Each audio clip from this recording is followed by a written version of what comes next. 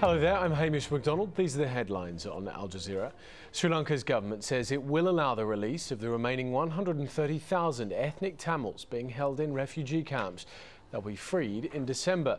They'd fled the government's offensive against separatist Tamil Tiger rebels, which ended in May, but they're now being held against their will in what international observers have called overcrowded and squalid conditions. The announcement comes just days after the government came under fire from the UN humanitarian chief.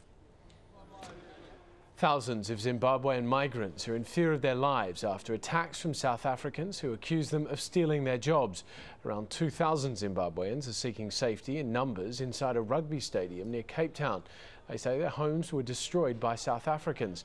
Government officials are denying claims by aid agencies that it's xenophobia. Harry Matassa reports from De Dawns. The attacks are just so horrific. Whole houses have been razed to the ground. From the looks of things in this particular home, the people who lived in this house didn't even have time to pack their personal belongings.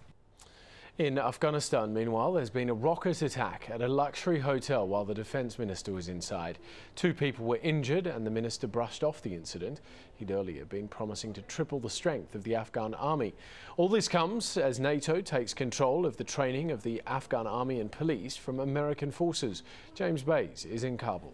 Most of the trainers will still be American, but I think it is significant because I think the thinking behind it is that there are some NATO nations that are not prepared to send more fighting forces to Afghanistan. But they're hoping if they're not prepared to send fighting soldiers, they may be prepared to send more trainers.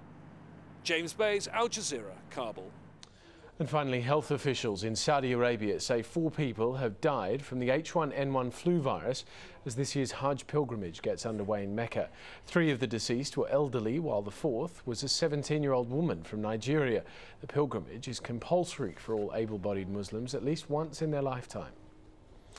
All right, don't forget you can watch Al Jazeera online. Just head to our website, aljazeera.net/English, and click on the Watch Now icon. Those are the headlines here on Al Jazeera for the moment. I'm Hamish MacDonald. Thanks for watching.